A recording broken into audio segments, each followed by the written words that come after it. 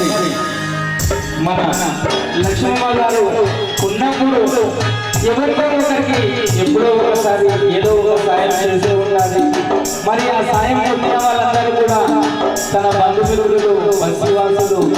అక్క చెల్లెళ్ళు, అన్నదమ్ములు అందరూ కూడా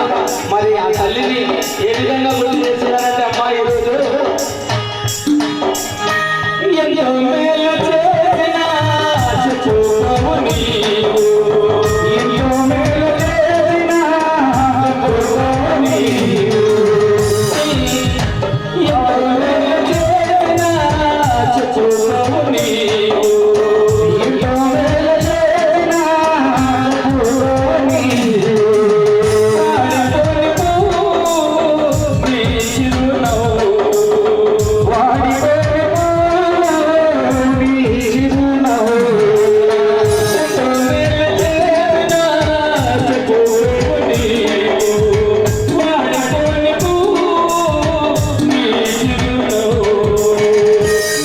చిరునవ్వు